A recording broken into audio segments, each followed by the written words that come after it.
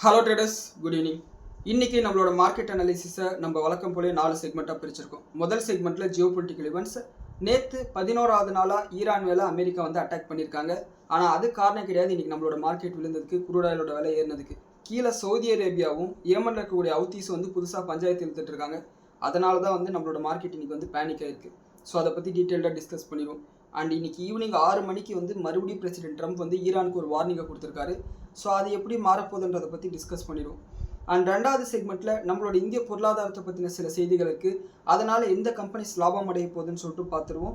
And மூணாவது செக்மெண்ட்டில் நம்மளோட போஸ்ட் மார்க்கெட் அனாலிசிஸ், நிஃப்டியோட ப்ரைஸ் ஆக்ஷன், மற்ற செக்டார் எப்படி பர்ஃபார்ம் பண்ணுது. குறிப்பாக ஃபார்மா செக்டாருக்கு பிரசிடென்ட் ட்ரம்ப் வந்து ஒரு நெகட்டிவான விஷயத்த சொல்லியிருக்காரு. அதன் காரணமாக இன்றைக்கி ஃபார்மா இண்டெக்ஸ் விழுந்தது. ஆனால் என்னோட அனாலிசிஸ் படி இது பெரிய இம்பாக்டாக ஃபார்மா செக்டார் மேலே கொண்டு வராதுன்னு தான் எனக்கு தோணுது.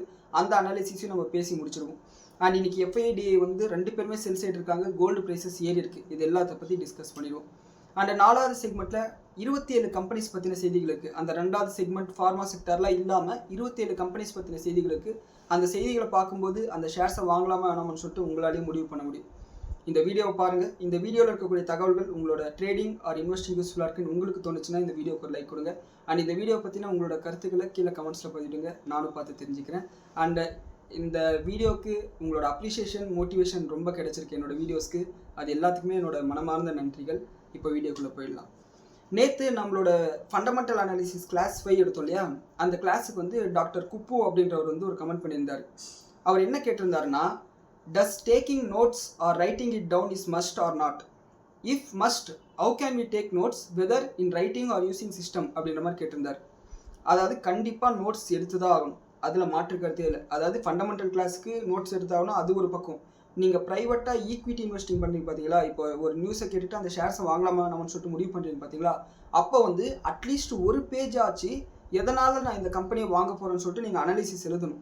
அப்போ தான் உங்களுக்கு வந்து ஒரு புரிதல் வரும். அப்படி இல்லைன்னா ஒவ்வொரு முறையும் ஒருத்தரை சார்ந்திருப்பீங்க. சார் ஐடிசி வந்து என்ன பண்ணலாம், நாட்கோ ஃபார்மா என்ன பண்ணலாம், டாடா மோட்டார்ஸ் என்ன பண்ணலாம், இப்படியே வந்து ஒருத்தரை சார்ந்து இருக்கும். ஸோ அப்படி இருக்கக்கூடாது, இண்டிபெண்ட்டாக இருக்கணும். ஸோ அதுக்கு வந்து நீங்கள் உங்களோட அனாலிசிஸ் வந்து எழுதுங்க.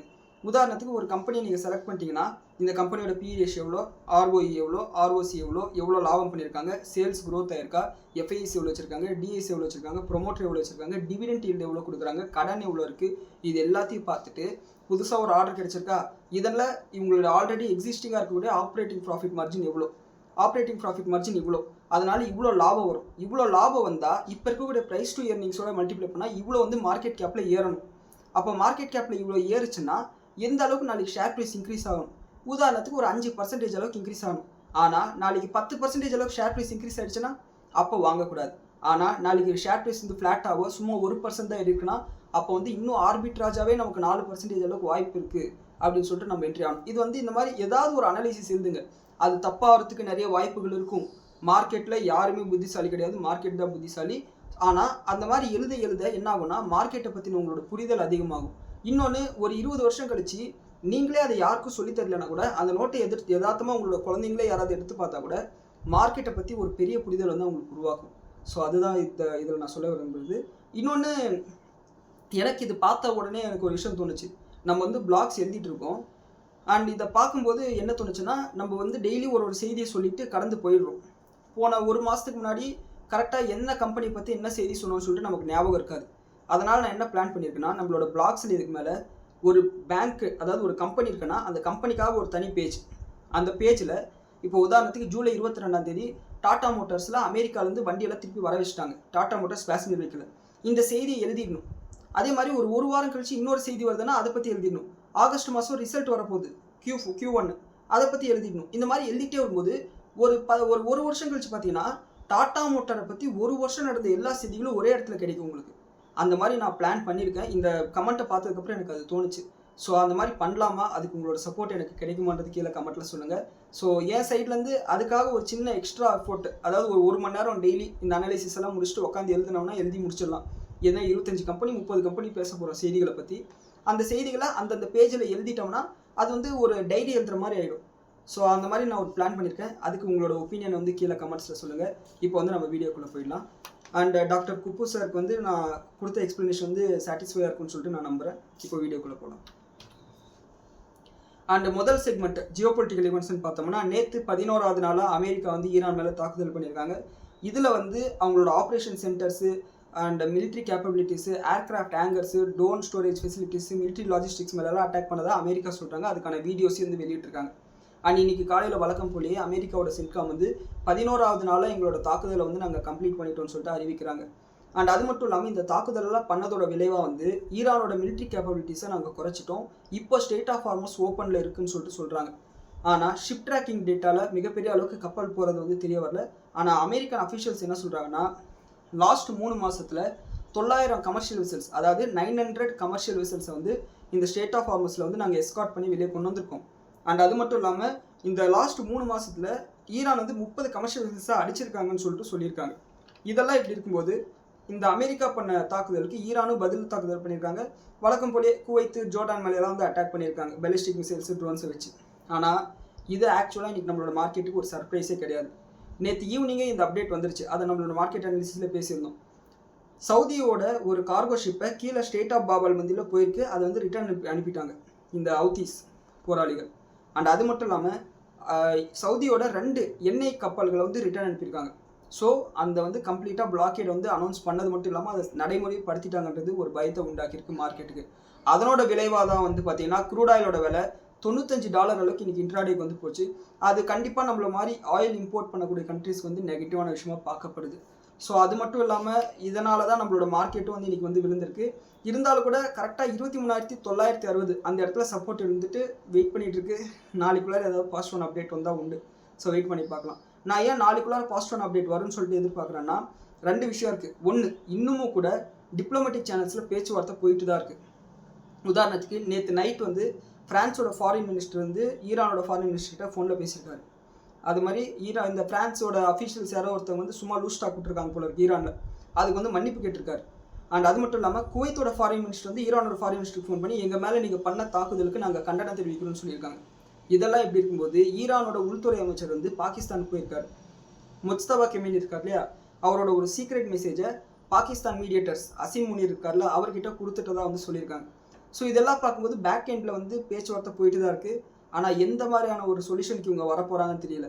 ஏன்னா இப்போ இந்த அணு ஆயுதம்ன்றது ஒரு பக்கம் போயிடுச்சு, ஸ்டேட் ஆஃப் ஹார்மஸ் யாருக்குன்றதுல வந்து சண்டை போட்டுட்ருக்காங்க.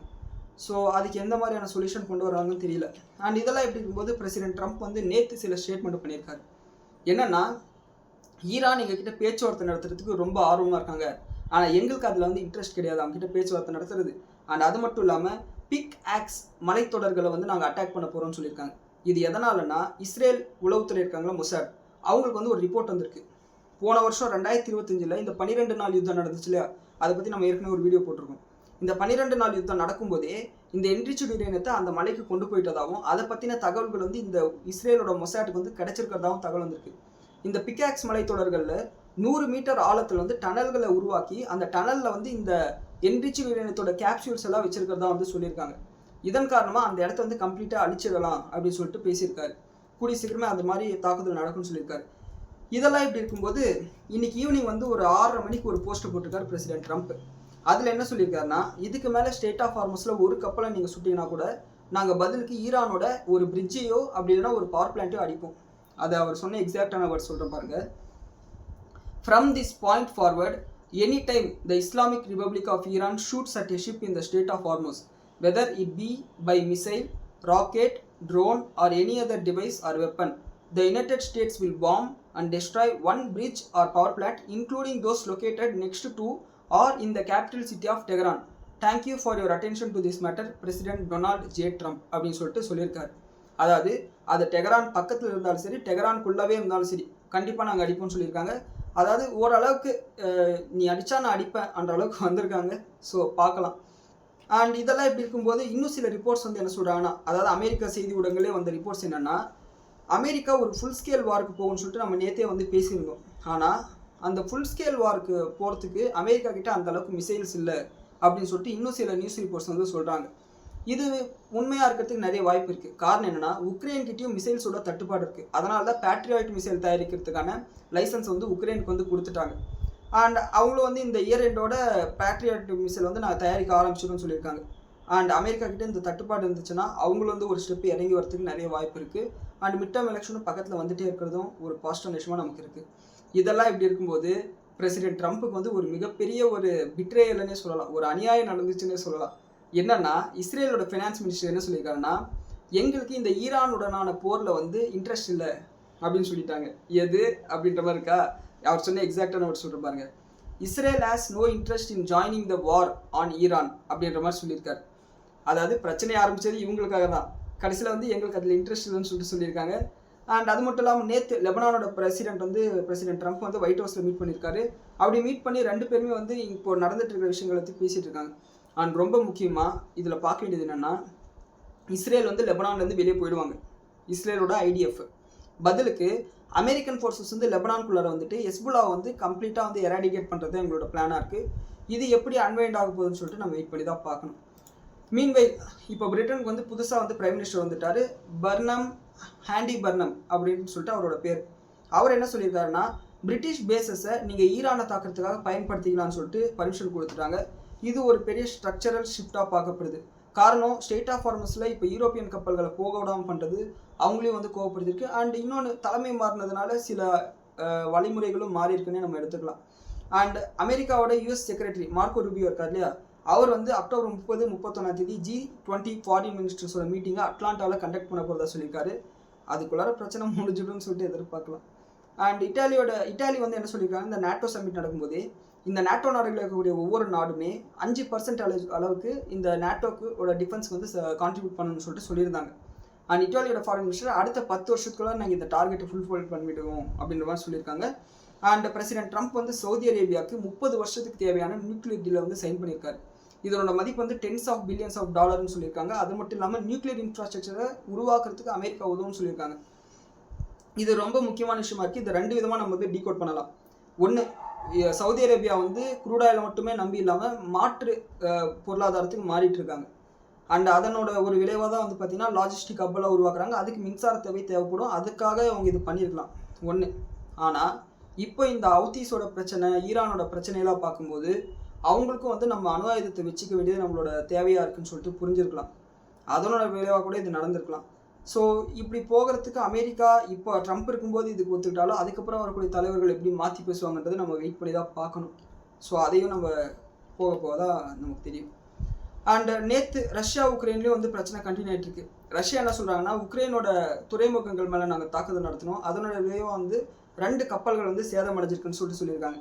பதிலுக்கு உக்ரைனோட ட்ரோன் ஃபோர்ஸ் கமாண்டர், அதாவது ட்ரோனுக்காக ஒரு கமாண்டர் பாருங்க, அவர் என்ன சொல்லியிருக்காருன்னா, நாங்கள் பண்ண ட்ரோன் அட்டாக்ல ரஷ்யாவோட 13 கப்பல்கள் லாஸ்ட் 2 நாளில் பிளாக் சீலையும் அசோவா சீலையும் வந்து தாக்கப்பட்டிருக்கு அப்படின்ற மாதிரி சொல்லியிருக்காங்க. ஸோ அவங்களும் வந்து இன்னொரு பக்கம் அடிச்சிட்டு இருக்காங்க. ஆனால் நேற்று ரஷ்யா பண்ண தாக்குதலில் 4 இந்தியர்கள் கொல்லப்பட்டாங்கன்றதும் குறிப்பிடப்பட வேண்டிய ஒரு விஷயமா இருக்குது. ஸோ அதையும் நம்ம நோட் பண்ணிக்கிறோம். அண்ட் ரஷ்யாவில் நிறைய பேர் நம்ம பசங்க வந்து படிக்க போயிருக்காங்க. அதுவும் வந்து ஒரு பயத்துக்குரிய ஒரு விஷயமா தான் இருக்குது. உலகத்தில் எங்கே பிரச்சனை நடந்தாலும் நமக்கு என்ன அப்படின்னு இருக்க முடியாத காலகட்டத்தில் நம்ம இருக்கோம். இதுதான் வந்து இப்போதைக்கு ஜியோ பொலிட்டிக்கலாக நடந்த விஷயங்கள். அண்ட் 2வது செக்மெண்ட் இந்தியாவோட பொருளாதாரத்தை பற்றின செய்திகள். இன்றைக்கி வந்து ஏஷியன் நாடுகள் கிடையாது, ஆசியன் அப்படின்னு ஒரு கூட்டமைப்பு இருக்குது. இப்போ பிரிக்ஸ் எப்படி இருக்கோ அந்த மாதிரி ஆசியன்னு சொல்லிட்டு ஒரு கூட்டமைப்பு இருக்குது. அதாவது இந்த நாடுகளோட கூட்டமைப்போட ஃபாரின் மினிஸ்டர்ஸோட மீட்டிங் இன்றைக்கி மணிலா பிலிப்பைன்ஸில் வந்து நடந்தது. அதில் வந்து நம்மளோட ஜெய்சங்கர் அவர்கள் மார்க்கோ ரூபியோ கிட்ட பேசியிருக்காரு. இந்த trade deal, defence, tariff, critical minerals, AI பற்றியெல்லாம் பேசியிருக்காங்க. இந்த இந்த ட்ரேட் டீல் வந்து பார்த்தோம்னா இதோ அதோன்னு சொல்லிட்டு இழுத்துட்டே இருக்காங்க. அது வந்தால் கூட மார்க்கெட்டு கொஞ்சம் பாசிட்டிவாக இருக்கும். அண்ட் மார்க்கோ ரூபியோ வந்து சைனீஸ் ஃபாரின் மினிஸ்டர்கிட்ட பேசியிருக்காரு. நம்மளோட ஜெய்சங்கர் அவர்களும் சைனீஸ் ஃபாரின் மினிஸ்டர்கிட்ட பேசியிருக்காங்க. அப்படி பேசும்போது நாம் ஒரு ஃப்ரீ மார்க்கெட்டுக்கான ஆக்சஸ் கிடைக்கணும், அப்போ தான் வந்து எங்களால் வந்து இந்த பைலேட்ரல் டைஸை வந்து மேலும் விரிவடைக்க முடியும். அண்ட் அது மட்டும் இல்லாமல் ட்ரேட் பேலன்ஸ் உருவாக்கணும், சப்ளை செயின் ப்ரெடிக்டபிலிட்டியை வந்து உருவாக்கணும். ஏன்னா நீங்கள் கொடுப்பீங்கன்னு சொல்லிட்டு நம்ம இருந்துட்டு கடைசியில் ரா மெட்டீரியல் வந்து நம்ம கொடுக்க மாட்டோம்னு சொன்னாங்கன்னா சமமாக போயிடும் இல்லையா. அதனால் அந்த சப்ளை செயின் ப்ரெடிக்டபிலிட்டி நீங்கள் உருவாக்கணும், ஒரு கான்ஃபிடன்ஸை நீங்கள் எங்களுக்கு கொடுக்கணும்னு சொல்லிட்டு பேசியிருக்காரு. இது வந்து செமிகண்டக்டர், ஏஐயில் அப்புறம் கிரிட்டிக்கல் மினரல்ஸை பயன்படுத்தக்கூடிய செக்டருக்கு ஒரு பாசிட்டிவ் விஷயமாக பார்க்கப்படுது. அடுத்து பாரத் டைனாமிக்ஸ் லிமிடெட், BHEL அப்புறம் இந்துஸ்தான் ஏரோநாட்டிக்கலுக்கு ஒரு பாசிட்டிவ் விஷயம் என்னன்னா, பிரம்மோஸில் சின்ன சைஸ் ராக்கெட்டை வந்து செய்ய போகிறாங்க, அதாவது மிசைல்ஸை செய்ய போகிறாங்க. அதனோட பேர் வந்து பிரம்மோஸ் NG. இதனோட வெயிட் பார்த்தீங்கன்னா 1300 1500 கிலோ இருக்குன்னு சொல்லியிருக்காங்க. ஆனால் வேகத்தில் எந்த காம்ப்ரமைஸும் இருக்காதுன்னு சொல்லியிருக்காங்க. வேகம் வந்து Mach 3 to 3.5 அந்த ஸ்பீடில் வந்து போகும்னு சொல்லியிருக்காங்க. அண்ட் அது மட்டும் இல்லாமல் இதை வந்து தேஜஸ் 4 விமானம் இருக்குல்ல, நம்மளோட லைட் காம்பேட் வெஹிக்கிள், அதுலேயே வந்து பொருத்த முடியும்ன்ற மாதிரி சொல்லியிருக்காங்க. இது ஒரு பாசிட்டிவ் விஷயமாக பார்க்கப்படுது. நம்மளோட இந்தியாவோட டிஃபென்ஸ்க்கே ஒரு பாசிட்டிவ் விஷயமா இருக்குது. அண்ட் மார்க்கெட் ஓரியன்டாக பார்க்கும்போது இது பிடிஎல், பிஹெச்இஎல், இந்துஸ்தான் ஏரோநாட்டிக்கு ஒரு பாசிட்டிவ் விஷயமா இருக்குது.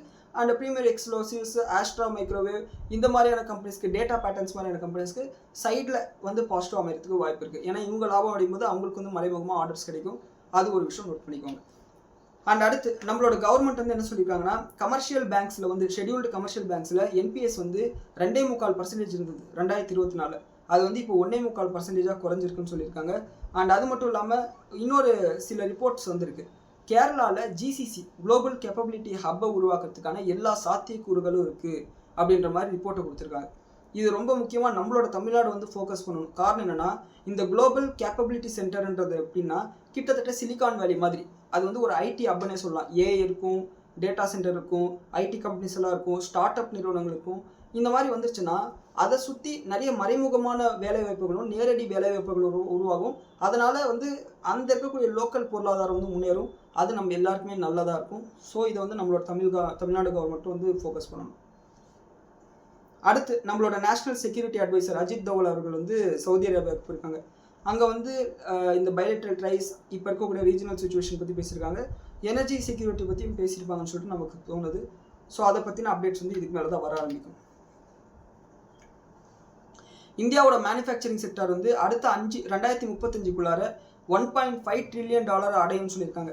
இது வந்து 2.8 மடங்கு அதிகம்னு சொல்கிறாங்க. இப்போ வந்து 1 இருக்குன்னா இன்டூ 2.8 போட்டால் 2.8 ஆகும். அந்த அளவுக்கு அதிகமாகனு சொல்லியிருக்காங்க. இதுக்கான காரணமாக என்ன சொல்கிறாங்கன்னா, கேபெக்ஸ் சைக்கிளும் ஆர்என்டி சைக்கிளும் வந்து அதிகமாக இருக்குது.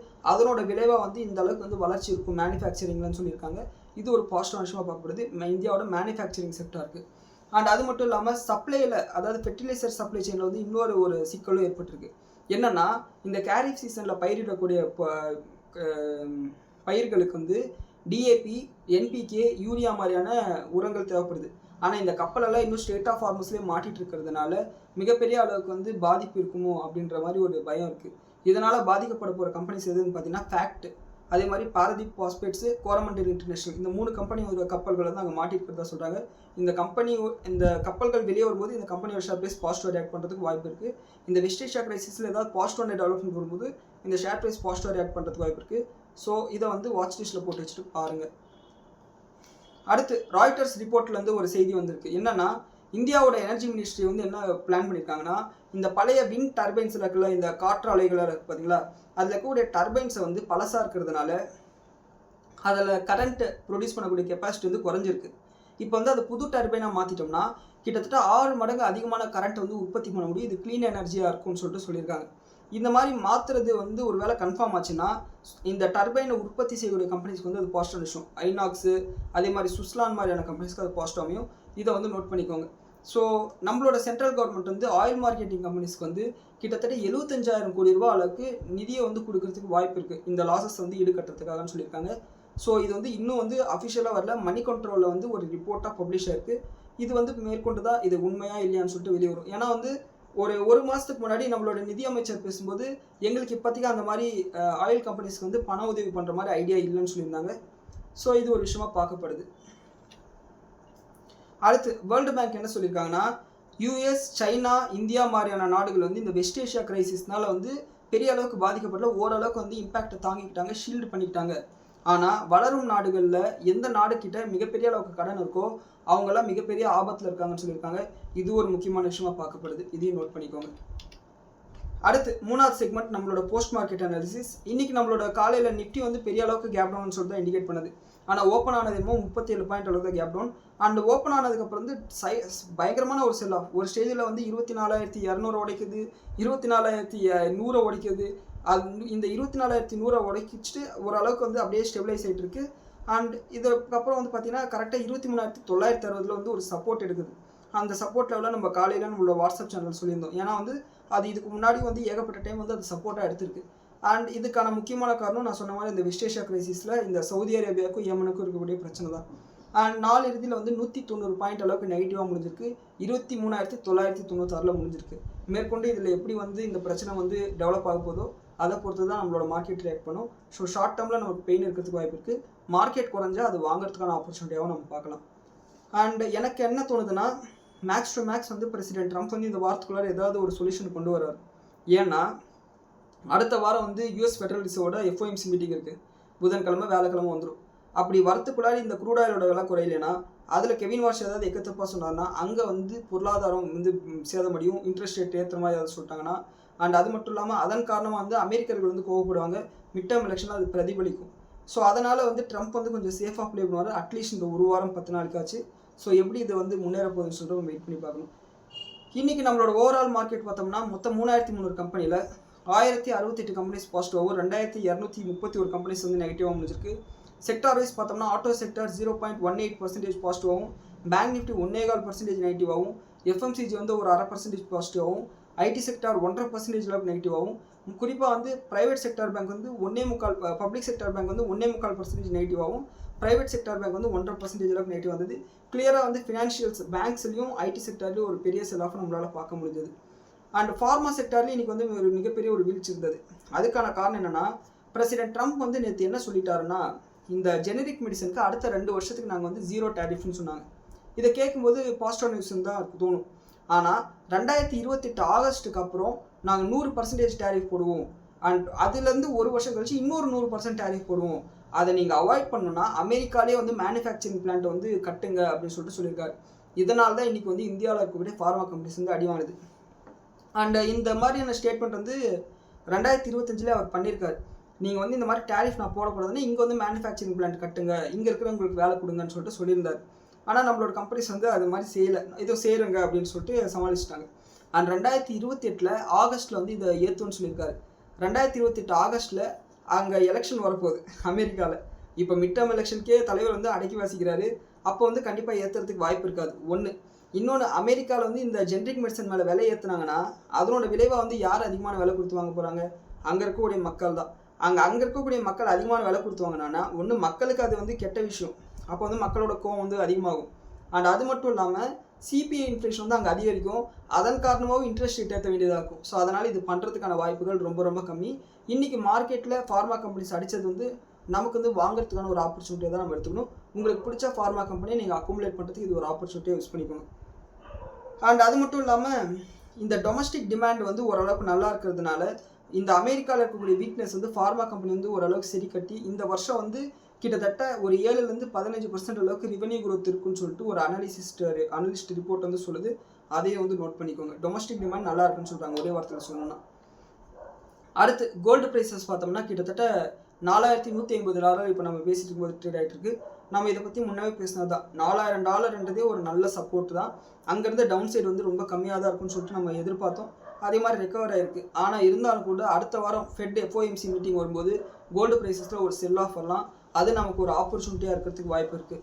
ஸோ யாராவது கோல்டு இன்வெஸ்ட் பண்ணோன்னா உங்களோட போர்ட்ஃபோலியோவில் தாராளமாக 20% அளவுக்கு நீங்கள் கோல்டு ETF இல்லை சாவரின் கோல்டு மட்டும் நீங்கள் வந்து முதலீடு பண்ணலாம். ஸோ அது ஒரு பாசிட்டிவ் விஷயமாக தான் பார்க்கப்படுது. அண்ட் 24 கேரட் கோல்டு நம்மளோட இந்தியன் புல்லியன் அசோசியேஷன் என்ன சொல்கிறாங்கன்னா $14,610 ஒரு கிராமுக்கும், அண்ட் 22 கேரட் கோல்டு ஒரு கிராமுக்கு வந்து $13,400 சொல்லியிருக்காங்க. அண்ட் சில்வர் ப்ரைஸஸ் $2,27,000 ஒரு கிலோக்கு சொல்லியிருக்காங்க. க்ரூட் ஆயில் வந்து இப்போ நம்ம பேசும்போது இந்த பாயிண்ட் எடுக்கும்போது $93.5 வந்து ஒரு பேரலுக்கு ட்ரேட் ஆகிட்டு இருந்தது. நம்மளோட ESG 96.55 வந்து ட்ரேட் ஆகிட்டு இருக்கு. அண்ட் FID ரெண்டு பேருமே வந்து இன்றைக்கி விற்றுருக்காங்க. FIS வந்து $820 கோடி விற்றுருக்காங்க. DIS வந்து $420 கோடி விற்றுருக்காங்க. அதாவது டிஐஸ் வந்து எப்படி நினச்சிப்பாங்கன்னா FIS வாங்குவாங்கன்னு நினச்சி விற்றுருப்பாங்க போல். கடைசியில் இவனுங்க விற்றுட்டாங்கன்னா அவனுங்களும் விற்றுட்டாங்க. என்ன பண்ணுறது? ஸோ இதுதான் இன்றைக்கான நம்மளோட market analysis. And last segment stock specific news. இதில் வந்து 27 கம்பெனிஸ் பற்றின செய்திகள் இருக்குது. இந்த எந்த கம்பெனிஸுமே உங்களை வாங்குங்கன்னு சொல்லிட்டு நான் ரெக்கமெண்ட் பண்ணலை. அண்ட் இது எல்லாமே வந்து ஒரு செய்தியை டைசெக்ட் பண்ணி அனலைஸ் பண்ணி நான் உங்க முன்னாடி ப்ரெசென்ட் பண்ணுறேன். இது வாங்காதது உங்களோட தனிப்பட்ட விருப்பம். ரிஸ்க் அனலைசிஸ் பண்ணிவிட்டு வாங்குங்க. அண்ட் முதல் ஸ்டாக் பார்த்தோம்னா சன்டெக் ரியாலிட்டி. இவங்க வந்து ஒரு ரியல் எஸ்டேட் கம்பெனி. இவங்களோட Q1 நம்பர்ஸ் ரிலீஸ் பண்ணியிருக்காங்க. ப்ராஃபிட் வந்து 33 கோடியிலேருந்து 42 கோடியாக இன்க்ரீஸ் ஆகிருக்கு. கிட்டத்தட்ட 30% இன்க்ரீஸ் ஆகிருக்கு. ஆனால் ரெவன்யூ அந்த அளவுக்கு இன்க்ரீஸ் ஆகலை. இதுக்கு காரணம் வந்து மார்ஜின் வந்து இன்க்ரீஸ் ஆகிருக்கு. 25% மார்ஜின் இருந்தது, இப்போ 35% இன்க்ரீஸ் ஆகிருக்கு. அது ஒரு விஷயமா இன்னைக்கு பார்க்கப்படுது. அண்ட் ரெண்டாவது ஸ்டாக் பார்த்தோம்னா சாஜிலிட்டி. இந்த சாஜிலிட்டி வந்து ஒரு சின்ன ஒரு IT கம்பெனின்னு சொல்லலாம். இவங்களோட ப்ராஃபிட் வந்து 150 கோடியிலேருந்து 217 கோடியாக இன்க்ரீஸ் ஆயிருக்கு. கிட்டத்தட்ட 40% அளவுக்கு இன்க்ரீஸ் ஆயிருக்கு. 45% இன்க்ரீஸ் ஆயிருக்கு. அண்ட் இவங்களோட ரெவன்யூ வந்து அந்த அளவுக்கு வந்து இன்க்ரீஸ் ஆகலை, ஆனால் மார்ஜின் வந்து இன்க்ரீஸ் ஆயிருக்கு. அதனோட கான்ட்ரிபியூஷன் தான் வந்து ப்ராஃபிட் வந்து கான்ட்ரிபியூட் பண்ணியிருக்கு. இதை நோட் பண்ணிக்கோங்க. அடுத்து JSW எனர்ஜி வந்து டோஷிபா JSW பவர் சிஸ்டத்தை வந்து ஷேர்ஸை வந்து வாங்கியிருக்காங்க. இப்போ இவங்களோட ஷேர் ஹோல்டிங் வந்து 21% இருக்குது. அண்ட் இது எதனால் இவங்க வாங்கியிருக்காங்கன்னா, இது ஒரு ஸ்ட்ராட்டஜிக் இன்வெஸ்ட்மெண்ட் தான். இந்த JSW எனர்ஜிக்கு turbine, steam turbine, turbo generator, thermal power பிளான்ட்டுக்கு தேவையான முக்கியமான எக்யூப்மெண்ட்ஸ் எல்லாம் இந்த கம்பெனியில் தான் வாங்குறாங்க, டோஷிபாலேருந்து தான் வாங்குறாங்க. ஸோ இந்த கம்பெனி வந்து இவங்களுக்கு பிஸ்னஸும் இவங்க தான் கொடுக்குறாங்க. அதில் அவங்க லாபம் அடையும் போது இப்போது எப்படின்னா, இதை வந்து நான் ஒரு ஸ்டேஷனரி கடையில் இந்த பேனா வந்து ஒரு 1000 ரூபாய் கொடுத்து வாங்கன்னு வச்சுக்கோங்க. இந்த பேனாவில் லாபம் வந்து 100 ரூபாய் அந்த கடைக்காரருக்குன்னு வச்சுக்கோங்க. இந்த 100 ரூபாயில் இப்போ அந்த கடையில் எனக்கு 25% ஷேர் இருந்தால் அந்த 25 ரூபாய் எனக்கு டிவிடெண்டாக வந்துடும் இல்லையா, அதுதான் கான்செப்ட். அந்த மாதிரி ஒரு ஸ்ட்ராட்டஜிக் இன்வெஸ்ட்மெண்ட்டாக இது பண்ணியிருக்காங்க. இது ஒரு பாசிட்டிவ் விஷயமாக பார்க்கப்படுது. அண்ட் அடுத்து சிமெக், இவங்க வந்து ஒரு பார்த்தீங்கன்னா ஒரு லாஜிஸ்டிக் கம்பெனி, கப்பல் லாஜிஸ்டிக் பண்ணுறவங்க, ஏகப்பட்ட கப்பல்களை வச்சுருக்காங்க. அண்ட் இவங்க வந்து ஒரு MOU சைன் பண்ணியிருக்காங்க இவங்களோட பேரண்ட் கம்பெனியோட. என்னன்னா, இந்த MOU படி சிமெக் ஆனந்த் அப்படின்ற கம்பெனி வந்து HAL ஆஃப்ஷோர், HALனா இந்துஸ்தான் ஏரோநாட்டிக்கல் கிடையாது, இந்த HAL ஆஃப்ஷோர்ன்றது இவங்களோட பேரண்ட் கம்பெனி தான், ப்ரொமோட்டர் கம்பெனி. அண்ட் அவங்க கிட்ட வந்து $70 மில்லியன் கொடுத்து வாங்க போகிறதா சொல்லியிருக்காங்க. ஸோ இது வந்து ஒரு பாசிட்டிவ் விஷயமாக பார்க்கப்படுது. அண்ட் அது மட்டும் இல்லை, இவங்களோட மார்க்கெட் கேப் வந்து ஒரு 3500 கோடி. இந்த $70 மில்லியன்னா $7 கோடி, கிட்டத்தட்ட 650 670 கோடி ரூபாய் அளவுக்கு இந்த பர்ச்சேஸ் இருக்க போகுது. அண்ட் இவங்களோட ROE ROC எல்லாமே நல்லா இருக்குது. டிவிடெண்ட் வந்து ₹0. இதை வந்து நோட் பண்ணிக்கோங்க. டெப் டு ஈக்விட்டி வந்து 0.27 இருக்குது. இது வந்து ஒரு ஸ்மால் கேப்பில் யாருக்காவது இந்த விஜய் கேடியா மாதிரி இன்வெஸ்ட் பண்ணி நினைக்கிறவங்க இதை வந்து வாட்ச் லிஸ்ட்டில் போட்டு பாருங்கள். உங்களுக்கு தேவைப்பட்டால் நீங்கள் பார்த்துக்கலாம். அண்ட் அடுத்து மேஸ்டெக், இவங்களும் வந்து ஒரு சின்ன IT கம்பெனி. இவங்களோட மார்க்கெட் கேப் வந்து 5300 கோடி. இவங்களோட ப்ராஃபிட் வந்து பெரிய அளவுக்கு இன்க்ரீஸ் ஆகலை, அப்படியே சேமாக மெயின்டைன் பண்ணுறாங்க. அண்ட் சேல்ஸ் வந்து ஓரளவுக்கு இன்க்ரீஸ் ஆகிருக்கு. சேல்ஸ் இன்க்ரீஸ் ஆகி ப்ராஃபிட் வந்து இன்க்ரீஸ் ஆகாதது காரணம் இவங்களோட மார்ஜினில் ஒரு கண்ட்ராக்ஷன் இருக்குது, அதுதான். அண்ட் அடுத்து மெட்ப்ளஸ் ஹெல்த் கேர் ஃபார்மா, இது மெடிக்கல் ஸ்டோர் கம்பெனி. அண்ட் இவங்களோட ப்ராஃபிட் வந்து குறைஞ்சிருக்கு, 42 கோடியிலேருந்து 33 கோடியா. அண்ட் இவங்களோட ரெவன்யூ வந்து இன்க்ரீஸ் ஆகிருக்கு, மார்ஜினில் ஒரு கண்ட்ராக்ஷன் இருக்குது, 8.5%லேருந்து 7% குறைஞ்சிருக்கு. இது ஒரு முக்கியமான விஷயமா இருக்குது. அண்ட் இது அப்போலோ ஃபார்மாவில் அப்போலோ ஹாஸ்பிட்டல்ஸோட ரிசல்ட் வரும்போது அதனோட சேல்ஸ்லேயும் வந்து ஒரு இம்பேக்ட் இருக்குமான்னு சொல்லிட்டு நம்ம பார்க்கணும். ஒரு வேளை அப்படி இருந்துச்சுன்னா ஓவராலாக வந்து மெடிக்கல் ஸ்டோர்ஸில் வந்து ஒரு டிப்ரெஷன் இருக்குன்னு சொல்லிட்டு நம்ம புரிஞ்சுக்கலாம், ஒரு ஸ்லோ டவுன் இருக்குன்னு சொல்லிட்டு நம்ம புரிஞ்சுக்கலாம். அடுத்து டாடா மோட்டார்ஸ் பேசஞ்சர் வெஹிக்கிள் வந்து பார்த்தோம்னா வர ஆகஸ்ட் 13 ரிசல்ட்டை கொடுக்க போகிறாங்க. அண்ட் அது மட்டும் இல்லாமல் நார்த் அமெரிக்காவில் இவங்க வந்து ஒரு 15535 வண்டியை வந்து ஜாகுவார் லேண்ட் ரோவர் வண்டியை வந்து ரீகால் பண்ணியிருக்காங்க, ஏதோ ஒரு சில டெக்னிக்கல் இஷ்யூஸ்னால. ஸோ இது வந்து ஒரு நெகட்டிவான விஷயமாக பார்க்கப்படுது. அண்ட் 13 ரிசல்ட் வந்து ரிலீஸ் பண்ண போகிறாங்க. அந்த ஜாகுவார் லேண்ட் ரோவர் வந்து எப்பயுமே வந்து பிரச்சனையை தான் கொண்டு வந்துட்டுருக்கு. அண்ட் ட்ரைடன்ட், இவங்க வந்து பார்த்தீங்கன்னா இந்த டவல் டெக்ஸ்டைலால் விற்கக்கூடிய ஒரு கம்பெனி. அண்ட் இவங்களோட ப்ராஃபிட் வந்து மைல்டாக இன்க்ரீஸ் ஆயிருக்கு, ஒரு 10% அளவுக்கு இன்க்ரீஸ் ஆயிருக்கு, 140லேருந்து 158 கோடியாக இன்க்ரீஸ் ஆயிருக்கு. அண்ட் ரெவன்யூ வந்து பார்த்தீங்கன்னா அந்த அளவுக்கு இன்க்ரீஸ் ஆகல, மார்ஜினில் ஒரு ப்ரெஷர் இருக்க தான் செய்யுது. இதை வந்து நோட் பண்ணிக்கோங்க. அண்ட் ரீசெண்டாக அந்த டெக்ஸ்டைல் எக்ஸ்போ நடக்கும்போது இவங்களுக்கு வந்து சில பாசிட்டிவான அப்டேட் வந்திருக்கும். மேபி அதை பற்றின இதுக்கு மேலே தான் வந்து அப்டேட்ஸ் வந்து ஃபினான்ஷியல்ஸ் வந்து ரிஃப்ளெக்ட் ஆகும். அண்ட் அடுத்து கேப்ரியல் இந்தியா, இவங்க வந்து பார்த்தீங்கன்னா ஒரு ஆட்டோ ஆன்சிலரி ப்ராடக்ட்டை உற்பத்தி பண்ணக்கூடிய கம்பெனி, அதாவது OEM ஒரிஜினல் எக்யூப்மெண்ட் மேனுஃபேக்சரர். ஏகப்பட்ட பெரிய பெரிய கம்பெனிஸ் வந்து இவங்க சப்ளை பண்ணுறாங்க. 2 வீலர் வந்து TVS, Yamaha, பேசஞ்சர் வெஹிக்கிள் வந்து M&M, ஸ்கோடா, வோல்ஸ்வேகனுக்கெல்லாம் சப்ளை பண்ணுறாங்க. இவங்களோட ப்ராஃபிட் வந்து அப்படியே ஃப்ளாட்டாக தான் இருக்குது. அண்ட் மார்ஜின் வந்து பார்த்தீங்கன்னா 8லேருந்து 9% அளவுக்கு மெயின்டைன் பண்ணுறாங்க. இவங்களோட ஃபினான்ஷியல்ஸ் வந்து ரொம்ப சூப்பராக இருக்குது. ROI வந்து 35 இருக்குது, ROC 40 இருக்குது, PE ரேஷியோ வந்து கொஞ்சம் எக்ஸ்பென்சிவாக தான் இருக்குது, 57 இருக்குது. டிவிடெண்ட் ஈல்ட் வந்து 0.33 மெயின்டைன் பண்ணுறாங்க. எப்பயாவது சீப்பாக கிடைச்சா பார்க்கலாம். இவங்களோட மார்க்கெட் கேப் வந்து 20,000 கோடியில் இருக்குது, ஆட்டோ ஆன்சிலரி கம்பெனி. அண்ட் கிறிசில், இவங்களோட ரிசல்ட் வந்து நேற்று நைட்டு ஒரு 10 மணி வாக்கில் வந்து ரிலீஸ் ஆச்சு. ரிசல்ட் வந்து ஓரளவுக்கு நல்லா தான் இருக்குது. 170 கோடி லாபம் பண்ணாங்க போன வருஷம் ஜூன் குவார்ட்டரில். இந்த வருஷம் வந்து 216 கோடி ரூபாய் லாபம் பண்ணியிருக்காங்க. 10 ரூபாய் டிவிடெண்ட்டும் அனௌன்ஸ் பண்ணியிருக்காங்க. இவங்களோட மார்ஜின் வந்து பார்த்தீங்கன்னா ஸ்லைட்டாக இன்க்ரீஸ் ஆயிருக்கு, ரெவன்யூ வந்து ஓரளவுக்கு நல்லாவே இன்க்ரீஸ் ஆயிருக்கு. அதனோட ரிஃப்ளெக்ஷனாக இன்றைக்கி வந்து ஷேர் ப்ரைஸ் வந்து ஒரு 4-5% அளவுக்கு இன்க்ரீஸ் ஆனது. இது வந்து கிறிசிலோட ஷேர் ஹோல்டர்ஸ் நோட் பண்ணிக்கோங்க. அண்ட் இன்றைக்கி காலையில் வந்து கேம்ஸோட டிவிடெண்ட் வந்து கிரெடிட் ஆயிருக்கு உங்களுக்கு பேங்க்கில், அதையும் வந்து கேம்ஸோட ஷேர் ஹோல்டர்ஸ் நோட் பண்ணிக்கோங்க. அண்ட் பாரத் கோக்கிங் கோல் வந்து இன்றைக்கி 7% அளவுக்கு விழுந்திருந்தது. காரணம் வந்து அவங்களோட Q1 நம்பர்ஸ் வந்து லாஸை ரிப்போர்ட் பண்ணியிருக்காங்க. ஏன்னா போன வருஷம் இதே குவார்ட்டர்ல வந்து 177 கோடி ரூபாய் லாபம் பண்ணுவாங்க, இந்த வருஷம் வந்து 68 கோடி ரூபாய் அளவுக்கு லாஸ் பண்ணியிருக்காங்க. இதுதான் நான் சொன்னது, இந்த கோலெல்லாம் வந்து கமாடிட்டி பிஸ்னஸ்ன்றதுனால உலகத்தில் எந்த மாதிரியான சூழ்நிலை இருக்கோ அதுக்கேற்ற மாதிரி இவங்களோட ப்ராஃபிட் P&L வந்து மாறும். இது வந்து நம்ம BCCL IPO அனாலிசிஸில் நம்ம பேசியிருந்தோம். ஸோ இதை வந்து நோட் பண்ணிக்கோங்க BCCL ஷேர் ஹோல்டர்ஸ். அடுத்து கிளென்மார்க் ஃபார்மாஸ்டிகல்ஸ் வந்து ஒரு ஸ்டேட்மெண்ட் கொடுத்துருக்காங்க. என்னன்னா அடுத்த 5லேருந்து 6 வருஷத்துக்குள்ளார எங்களோட ஓவரால் ரெவன்யூவில் 70% அளவுக்கு நாங்கள் இன்னோவேட்டிவ் ட்ரக்ஸ்க்கு மாறிடுவோம் அப்படின்னு சொல்லியிருக்காங்க. அதாவது ஒரு புது ட்ரகை இவங்களே கண்டுபிடிச்சி அதை வந்து மார்க்கெட்டுக்கு கொண்டு வராங்க. அதன் காரணமாக வந்து இவங்களோட மார்ஜின் வந்து அதிகமாகும். இது ஒரு நல்ல விஷயமாக தான் பார்க்கப்படுது. இப்போதைக்கு வந்து ஆல்ரெடி மார்க்கெட்டில் இருக்கிற ப்ராடக்ட் வந்து உருவாக்கி இவங்க வித்துட்டு இருக்காங்க. இவங்களே வந்து இதுக்கு மேலே புதுசாக ப்ராடக்ட் வந்து உருவாக்கணும்னு சொல்லியிருக்காங்க. இது ஒரு பாசிட்டிவ் விஷயமாக பார்க்கப்படுது. அண்ட் R&D பற்றின ஏதாவது அப்டேட்ஸ் வருதான்னு சொல்லிட்டு நம்ம வெயிட் பண்ணி பார்க்கணும். அண்ட் அடுத்து இந்தியா இன்டர்மேஷனோட Q1 நம்பர்ஸை நம்ம நேற்று பார்த்துருந்தோம். இவங்களோட கான்ஃபரன்ஸ் கால் வந்து இன்னைக்கு கொடுத்துருக்காங்க. என்னன்னா இவங்களுக்கு வந்து பிஸி இன்ஃபோடெக்னு சொல்லிட்டு ஒரு சைடு பிஸ்னஸ் இருக்கும் போல். அண்ட் அதனோட CAGR வந்து 27லேருந்து 30% அளவுக்கு. அண்ட் அது மட்டும் இல்லாமல் இன்னும் வந்து அதனோட CAGR வந்து growth-ஐ வந்து இன்க்ரீஸ் பண்ணுறதுக்கு நாங்கள் பிளான் பண்ணிட்டு இருக்கோம்னு சொல்கிறாங்க. அண்ட் இன்னும் என்ன சொல்கிறாங்கன்னா இதனால் வரையும் இவங்க வந்து கூகுளில் மட்டும் தான் விளம்பரப்படுத்திட்டு இருந்தாங்களா. இதுக்கு மேலே வந்து ஃபேஸ்புக்கு, இன்ஸ்டாகிராம், யூடியூப்ல எல்லாத்துலேயுமே வந்து நாங்கள் விளம்பரப்படுத்த போகிறோம்னு சொல்லியிருக்காங்க. இதையும் வந்து நோட் பண்ணிக்கோங்க. அதாவது இன்ஸ்டாகிராமில் இனிமேல் இந்தியா மார்ட்டோட விளம்பரத்தை நம்ம பார்ப்போம். அண்ட் நெஸ்லே இந்தியா இவங்களோட ஷேர் ப்ரைஸ் வந்து இன்றைக்கி 3% இன்க்ரீஸ் ஆயிருக்கு. காரணம் வந்து இவங்களோட சேல்ஸ் வந்து எல்லா செக்மெண்ட்லேயும் வந்து பயங்கரமாக இன்க்ரீஸ் ஆயிருக்கு. ஓவராலாக வந்து 25% அளவுக்கு இன்க்ரீஸ் ஆயிருக்கு. அண்ட் ப்ராஃபிட் வந்து கிட்டத்தட்ட 50% அளவுக்கு இன்க்ரீஸ் ஆயிருக்கு. 660 கோடி வந்து 975 கோடி ரூபாய் அளவுக்கு இன்க்ரீஸ் ஆயிருக்கு. எஸ்டிமேட்டடாக இது 120 கோடி ரூபாய் அதிகம். அண்ட் இதன் காரணமாக வந்து இன்றைக்கி ஷேர் ப்ரைஸ் வந்து பயங்கரமாக இருக்குது. ஈவன் மார்ஜின் கூட இன்க்ரீஸ் ஆயிருக்கு. இது எல்லாமே ஒரு பாசிட்டிவ் விஷயமாக பார்க்கப்படுது. அடுத்து AYE ஃபைனான்ஸ் இவங்களோட ஷேர் ப்ரைஸ் வந்து இன்றைக்கி பயங்கரமாக கிராஷ் ஆச்சு. ஆனால் நேற்று பயங்கரமாக ரேலி ஆச்சு. காரணம் என்னென்னா நேற்று மேனேஜ்மெண்ட் என்ன சொன்னாங்கன்னா ஒரு சூப்பரான கைடன்ஸ் ஒன்று கொடுத்தாங்க. ஆனால் இன்றைக்கி வந்து ரிசல்ட் வந்து அந்த அளவுக்கு வந்து மார்க்கெட் வந்து இம்ப்ரெஸ் பண்ணலை. இவங்க கொடுத்த அளவுக்கு வந்து அந்த ரிசல்ட் வந்து இல்லை. அண்ட் இருந்தாலும் கூட ப்ராஃபிட் வந்து 31 கோடியிலேருந்து 75 கோடி இன்க்ரீஸ் ஆயிருக்கு. அண்ட் ரெவன்யூ வந்து இன்க்ரீஸ் ஆயிருக்கு. இவங்களோட NPA வந்து 1.67 வந்து மெயின்டைன் பண்ணுறாங்க. இவங்க வந்து ஒரு மைக்ரோ ஃபைனான்ஸ் கம்பெனி. இதை நோட் பண்ணிக்கோங்க. அடுத்து பாரத் ஃபோர்ஜ் இவங்க வந்து ஃப்ளையிங் வேல்ஸ் அப்படின்னு ஒரு ஃப்ரான்ஸில் இருக்கக்கூடிய ஒரு தனியார் கம்பெனியோட ஒரு டீலை வந்து போட்டிருக்காங்க. என்னன்னா ஒரு புரிந்துணர்வு ஒப்பந்தம். அண்ட் இதன் மூலிமா வந்து புதுசாக வந்து ஹெவி லிஃப்ட் பண்ணக்கூடிய இந்த லாஜிஸ்டிக் எல்லாம் வந்து ஏர் லிஃப்ட் பண்ணக்கூடிய ஃப்ளைட்டை வந்து உருவாக்கலாம்னு சொல்லியிருக்காங்க. இது பாரத் ஃபோர்ஜுக்கு ஒரு லாங் டேர்மில் ஒரு பெரிய விஷயமா பார்க்கப்படுது. இப்போதைக்கு எந்த ரெவன்யூ வந்து இவங்களுக்கு வரலையானா கூட வருங்காலத்தில் வந்து இவங்க பெரிய அளவுக்கு வந்து ப்ராடக்ட்ஸை உற்பத்தி பண்ணாங்கன்னா அது ஒரு பாசிட்டிவ் விஷயமா பார்க்கப்படும்.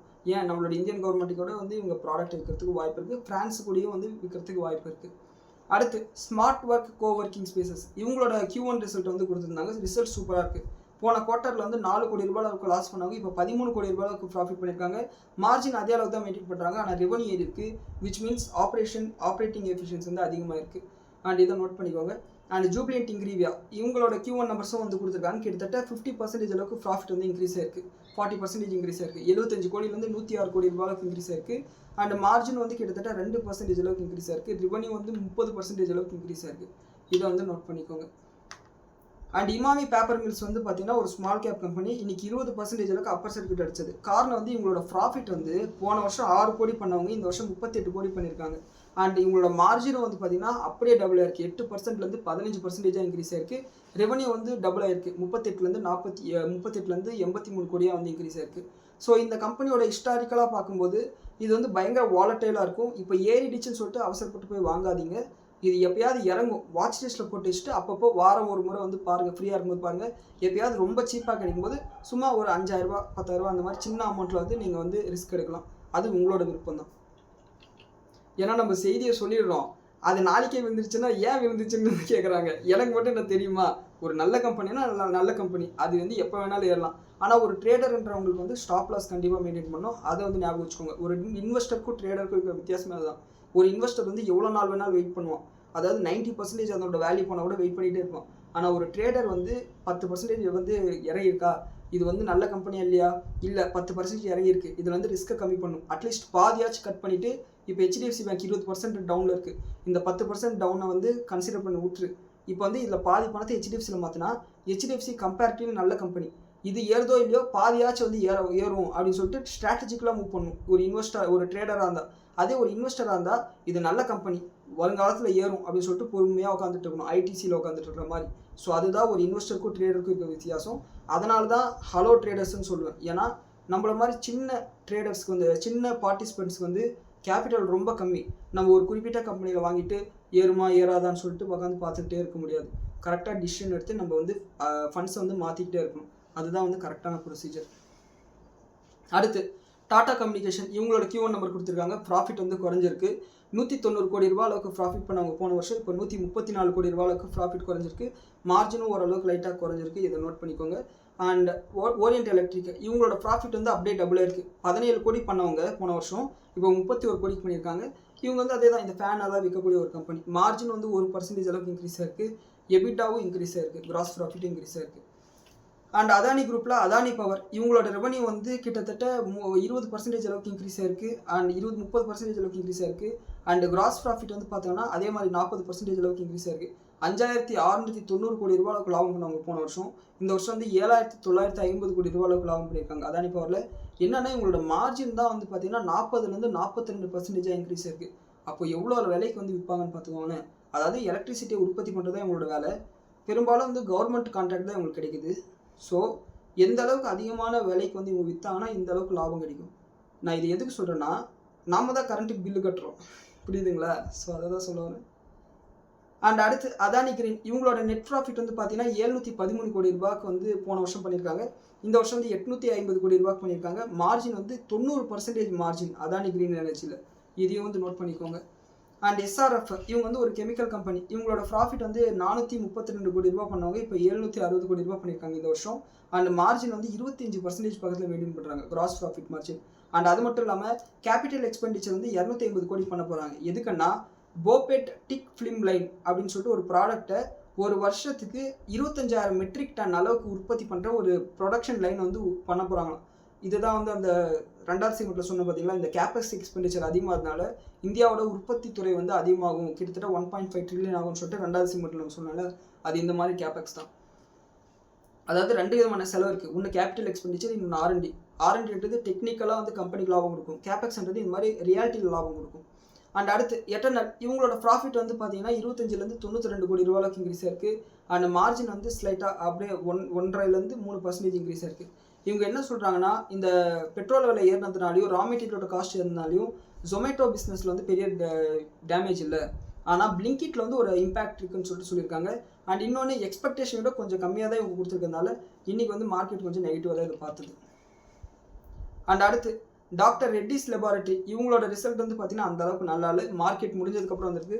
மேபி நாளைக்கு வந்து விழுறதுக்கு கூட வாய்ப்பு இருக்குது. ஸோ வெயிட் பண்ணி பார்க்கலாம். என்னென்னா இவங்களோட ப்ராஃபிட் வந்து போன வருஷம் தான் 1410 கோடி பண்ணாங்க. அண்ட் இவங்களோட எஸ்டிமேஷன் கூட 800 கோடி ரூபாய்க்கு ப்ராஃபிட் பண்ணுவாங்கன்னு சொல்லிட்டு இருந்தது. ஆனால் இவங்களோட ஆக்சுவல் ப்ராஃபிட் இப்போ எவ்வளோ வந்திருக்குன்னா 444 கோடி ரூபாய்க்கு தான் வந்திருக்கு. அண்ட் மார்ஜின் வந்து 25லேருந்து 11% குறைஞ்சிருக்கு. ஸோ ரொம்ப கம்மியாக தான் வந்திருக்கு. ஸோ வெயிட் பண்ணி பார்க்கலாம். மார்க்கெட்டை வந்து சொல்லவே முடியாது. நல்ல ரிசல்ட் வந்து கொடுத்த கம்பெனி அடிக்கும், கெட்ட ரிசல்ட் கொடுத்த கம்பெனி வந்து தூக்கி வைக்கும். ஸோ சம்டைம்ஸ் அந்த மாதிரி நடக்கும். பெரிய இன்வெஸ்டர்ஸ் முடிவு பண்ணிட்டாங்கன்னா எதுவும் பண்ண முடியாது. அண்ட் அடுத்து இண்டஸ்இண்ட் பேங்க் இவங்களோட ப்ராஃபிட் வந்து 684லேருந்து 1000 கோடி ரூபா வந்து இன்க்ரீஸ் ஆயிருக்கு. கிட்டத்தட்ட 40% இன்க்ரீஸ் ஆயிருக்கு. ஆனால் இதில் முக்கியமான விஷயம் என்னன்னா ப்ரொவிஷன்ஸ் வந்து இவங்க குறைச்சிருக்காங்க. அதாவது 23% அளவுக்கு ப்ரொவிஷன் வந்து குறைச்சிருக்காங்க. அது வந்து ப்ராஃபிட் இன்க்ரீஸ் பண்ணி காமிச்சிருக்கு. அண்ட் நெட் இன்ட்ரெஸ்ட் மார்ஜின் 3.57 இருக்குது. நெட் என்பிஏ வந்து 1%லேருந்து 0.95%க்கு இன்க்ரீஸ் பண்ணியிருக்காங்க. இது ஓரளவுக்கு சுமாரான ஒரு ரிசல்ட் தான். நாளைக்கு எப்படி ரியாக்ட் பண்ணுதுன்னு சொல்லிட்டு வெயிட் பண்ணி பார்க்கணும். அண்ட் இப்போ நம்ம பேசிகிட்டு இருக்கும்போது க்ரூட் ஆயில் வந்து $94 இருக்குது. அண்ட் கிஃப்ட் நிஃப்டி பார்த்தோம்னா 40 பாயிண்ட் அளவுக்கு கேப் டவுன் சொல்லிட்டு காமிச்சிருக்கு. அமெரிக்கன் மார்க்கெட்டில் டவ் ஜோன்ஸ் வந்து ஃப்ளாட்டாக இருக்குது. நாஸ்டாக் வந்து ஒரு 0.25% நெகட்டிவாகவும், S&P 500 வந்து ஃப்ளாட்டாக இருக்குது. கோல்டு ப்ரைஸஸ் அதே $4150 இருக்குது. அண்ட் இந்த வீக்கெண்டில் அந்த FOMC காரணம் ஏதாவது ஒரு பயம் வந்து அப்போது கோல்டு ப்ரைஸஸ் விழுந்துச்சுன்னா $4000 கிட்ட வச்சுன்னா அப்போ வந்து பார்க்கலாம். கிட்டத்தட்ட 4% அளவுக்கு இன்க்ரீஸ் ஆகிடுச்சு கோல்டு ப்ரைஸஸ் அதனோட லோலேருந்து. ஸோ இதுதான் இன்றைக்கான மார்க்கெட் அனாலிசிஸ். இந்த வீடியோ பற்றின உங்களோட கருத்துக்களை கீழே கமெண்ட்ஸ் சொல்லுங்கள். நன்றி, வணக்கம்.